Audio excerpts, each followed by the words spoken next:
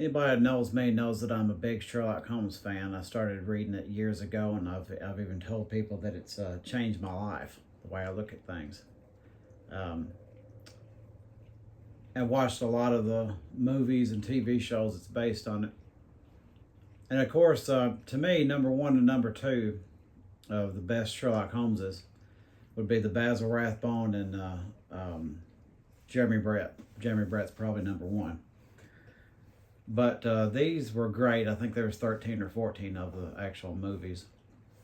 And the first two get the highest praise. Basil Rathbone and Nigel Bruce.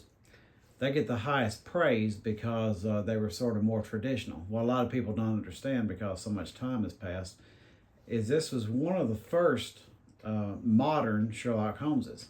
The reason you don't recognize it as that is because it's made in the, roughly the 40s, 50s. But a lot of people criticize these because of Nigel Bruce. And I think he's great. And I get it. I do get their argument, kind of making him sort of goofy. But a lot of it is people don't understand. He may have some weird quirks about him. I would not refer to him as an idiot. And I would not refer to him as being incompetent.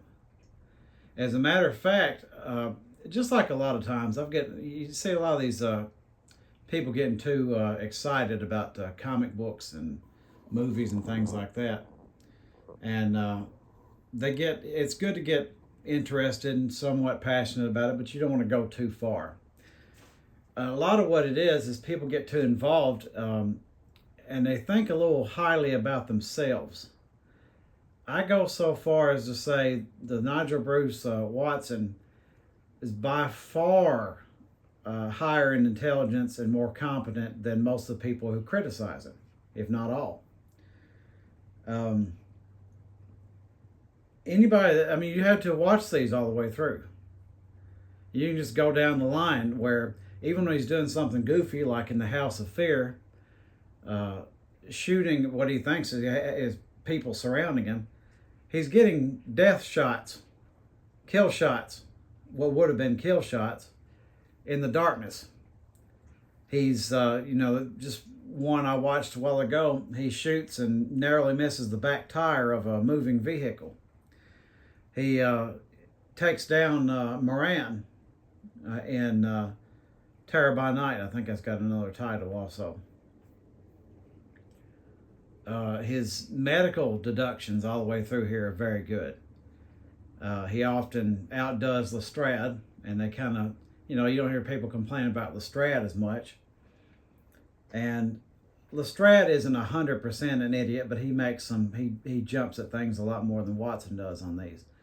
But people are very much underselling Watson. He knocks Holmes down when he thinks he's just a guy criticizing Holmes. He did a lot of great things in this. He's not a complete incompetent. He's somebody that you would misjudge and you'd get in trouble. I would refer to him as highly intelligent. Has a strange way of acting for sure. And you would definitely, I would put it pretty close to like Columbo. Now granted, he doesn't have the detective skills of Columbo, but you would definitely underestimate him. And I like this particular scene right here. This is from the Spider Woman. Really all through this, he's got his moments where you should know that he's not completely useless. But this is a very interesting scene right here. Hopefully I can play this without getting in any sort of trouble, copyright strike or whatever. Inside one of there, looks as though Lord must have gone in for anatomy on the side. That's curious. His main interest was invertebrates, not vertebrates. Why the chart of the skeleton of a child? It isn't. What's that? It isn't a child. Are you sure? Look at all these teeth. I mean, the skull of a normal child of this size, 5 or 6 years old, would be much larger in proportion to the circumference of the chest. Watson, I've got it. Got one. That devil of a woman. Bringing that chart in. See right there, you see him put Sherlock Holmes in his place. He outsmarts him on that, which is his field.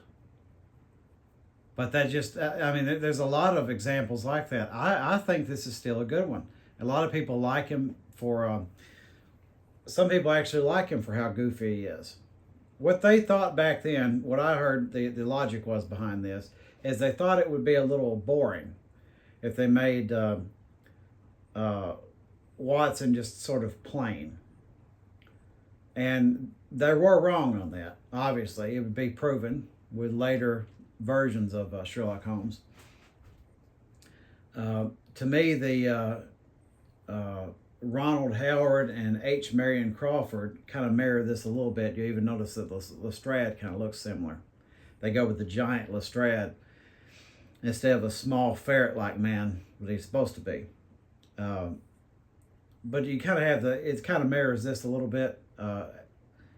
Ronald Howard does his own thing. I could do a video for it in particular. I thought it was, he did his own version of it and he took pride in that. But it's the same sort of thing. He has his own level of competence. I lost my train of thought there. But you know that you got to do your own variation of this. But he was sort of the straight man. He had kind of a sense of humor. He wasn't clumsy. H. Marion Crawford didn't play the sort of clumsy where we would underestimate his intelligence. You would think that H. Marion Crawford Watson was at least reasonably intelligent. If you didn't know better, you would think the Nigel Bruce one was a little on the dumb side. I don't feel that way. But you know, you look at the Jeremy Brett ones with Burke and Hardwick, and you know many other ones where they didn't make him any sort of goofy or anything like that, and it was still entertaining. But they, from what I understand, they made him this way because they thought it would be more entertaining. It would kind of widen the audience a little bit, and maybe even might even been something to target children.